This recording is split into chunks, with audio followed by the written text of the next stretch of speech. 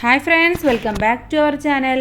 5ാം ക്ലാസ്സിലെ സാമൂഹ്യശാസ്ത്രം പാദവാർഷിക മൂല്യനിർണ്ണയത്തിലെ ചില ഇമ്പോർട്ടൻ്റ് ആയിട്ടുള്ള ക്വസ്റ്റ്യൻസും അവയുടെ ആൻസേഴ്സുമാണ് നമ്മൾ നോക്കാൻ പോകുന്നത്. അപ്പോൾ നമ്മൾ ഓൾറെഡി ഇംഗ്ലീഷ് മീഡിയം അപ്ലോഡ് ചെയ്തിട്ടുണ്ട്. അപ്പോൾ ഒരുപാട് കൂട്ടുകാരായിട്ട് കമൻറ്റ് ചെയ്യുന്നുണ്ട് മലയാളം മീഡിയം കൂടെ ചെയ്യണമെന്ന് പറഞ്ഞുകൊണ്ട്. അതുകൊണ്ടാണ് നമ്മൾ മലയാളം മീഡിയത്തിലെ കുറച്ച് ക്വസ്റ്റ്യൻസും കൂടെ നോക്കാമെന്ന് വിചാരിച്ചത്. നമ്മൾ ഓൾറെഡി 2-3 ക്വസ്റ്റ്യൻ പേപ്പർ അപ്ലോഡ് ചെയ്തിട്ടുണ്ട്. അപ്പോൾ അതും ആവശ്യമായിട്ടുള്ള കൂട്ടുകാർ തീർച്ചയായിട്ടും പോയി കാണാം. എല്ലാം കൂടെ റെഫർ ചെയ്യുമ്പോൾ നിങ്ങൾക്ക് നല്ല സ്കോർ തന്നെ കിട്ടും. അപ്പോൾ എല്ലാവർക്കും നല്ല മാർക്ക് സ്കോർ ചെയ്യാൻ കഴിയട്ടെ. അപ്പോൾ എന്തായാലും നമുക്ക് നേരെ വീഡിയോയിലേക്ക് കടക്കാം. ഒന്നാമത്തെ ചോദ്യം, ആദിമ മനുഷ്യരുടെ വസ്ത്രനിർമ്മാണത്തെക്കുറിച്ച് ഒരു കുറിപ്പ് തയ്യാറാക്കാനാണ് പറഞ്ഞിട്ടുള്ളത്.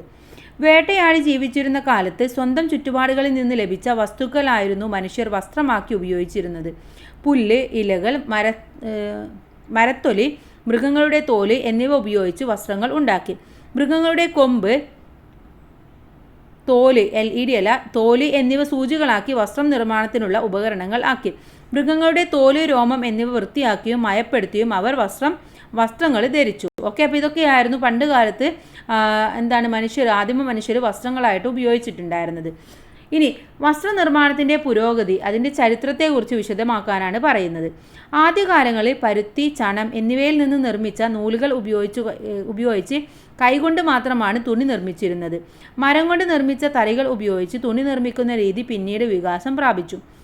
വസ്ത്രത്തിൻ്റെ ആവശ്യകത വർദ്ധിച്ചത് നെയ്ത്തുപകരണങ്ങളുടെ കണ്ടുപിടുത്തത്തിലേക്ക് നയിച്ചു. കൈത്തറിയുടെ കണ്ടുപിടുത്തം നിർമ്മാണ രംഗത്ത് മുന്നേറ്റമുണ്ടാക്കി.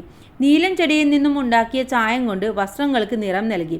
ശാസ്ത്ര പുരോഗതി സ്പിന്നിംഗ് ജെന്നി പോലെയുള്ള പുതിയ യന്ത്രങ്ങളുടെ കണ്ടുപിടുത്തത്തിലേക്ക് വഴിതെളിച്ചു.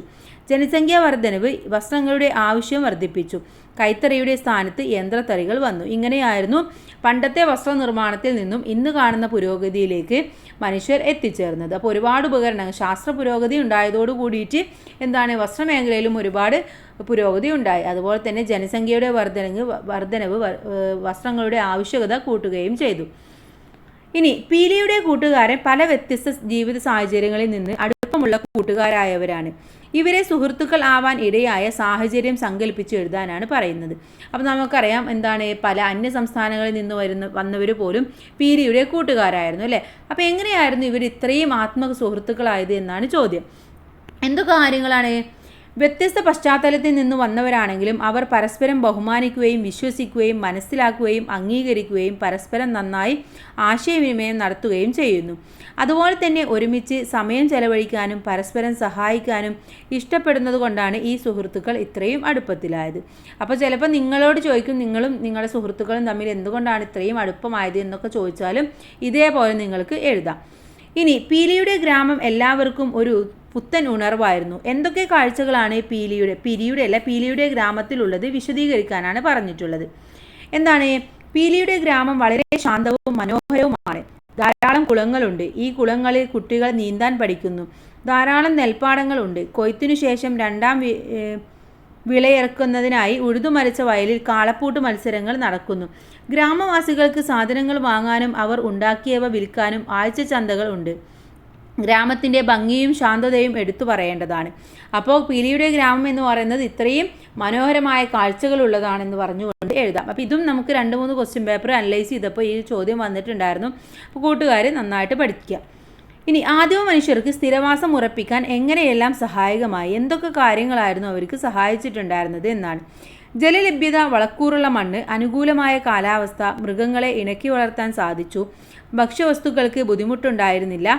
ശത്രുക്കളിൽ നിന്നുള്ള സംരക്ഷണം, നദീതീരങ്ങളിൽ കൃഷിക്ക് അനുകൂലമായ സാഹചര്യങ്ങൾ, ഇതൊക്കെയായിരുന്നു മനുഷ്യനെ ഒരു സ്ഥിരവാസം ഉണ്ടാക്കാൻ ഇടയാക്കിയ കാരണങ്ങൾ എന്ന് പറയുന്നത്.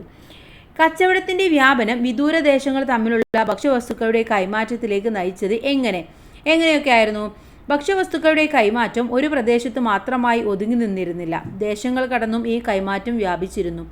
ഭക്ഷ്യവസ്തുക്കളുടെ കൈമാറ്റം ഇപ്പോഴും തുടരുന്നുണ്ട്. കച്ചവടത്തിന് പുറമെ തൊഴിൽ തേടിയും വിദ്യാഭ്യാസത്തിനും വിനോദത്തിനും മറ്റുമായി ലോകത്തിലെ വിവിധ ഭാഗങ്ങളിലേക്ക് മനുഷ്യർ ഇന്നും സഞ്ചരിച്ചു കൊണ്ടിരിക്കുന്നത് ഇത് വ്യാപകമാക്കാൻ സഹായിക്കുന്നു. സ്വയം തൊഴിൽ സംരംഭങ്ങളുടെ സവിശേഷതകളാണ് ചോദിച്ചിട്ടുള്ളത്. വളരെ ഇമ്പോർട്ടൻ്റ് ആണ്. സ്വയം തൊഴിൽ ഏർപ്പെടുന്ന വ്യക്തി തൻ്റെ സംരംഭത്തിൻ്റെ ഉടമസ്ഥതയും അതേ അവസരത്തിൽ ഒരു തൊഴിലാളിയുടെ എല്ലാ ഉത്തരവാദിത്വവും നിർവഹിക്കുന്നു. അതിൽ നിന്ന് ലഭിക്കുന്ന വരുമാനത്തിൻ്റെ പൂർണ്ണ അവകാശി സ്വയം തൊഴിൽ സംരംഭകർ മാത്രമായിരിക്കും. മറ്റൊരാളെ ആശ്രയിക്കാതെ സ്വന്തമായുള്ള തൊഴിൽ സംരംഭത്തിലൂടെ വരുമാനം കണ്ടെത്തുകയും ചെയ്യുന്നു. അപ്പോൾ ഇതൊക്കെയാണ് പ്രധാനമായിട്ടും നമുക്ക് ചോദിക്കാൻ സാധ്യതയുള്ള ചോദ്യങ്ങൾ എന്ന് പറയുന്നത്. അപ്പോൾ അതൊക്കെ നന്നായിട്ട് മനസ്സിലാക്കി വെക്കുക. അതുപോലെ തന്നെ വരുമാനത്തിൻ്റെ സ്രോതസ്സുകൾ, അവർക്ക് പറയുന്ന പേരുകൾ, അതൊക്കെ മനസ്സിലാക്കുക. കാർഷിക തൊഴിലുകൾ എന്താണ്, കാർഷികേതര തൊഴിലുകൾ എന്താണ്, അതിൽ ഏതൊക്കെയാണ് ഉദാഹരണങ്ങൾ എന്നൊക്കെ മനസ്സിലാക്കുക. അപ്പോൾ എല്ലാ കൂട്ടുകാർക്കും നല്ല മാർക്ക് തന്നെ സ്കോർ ചെയ്യാൻ പറ്റട്ടെ. Thanks for watching.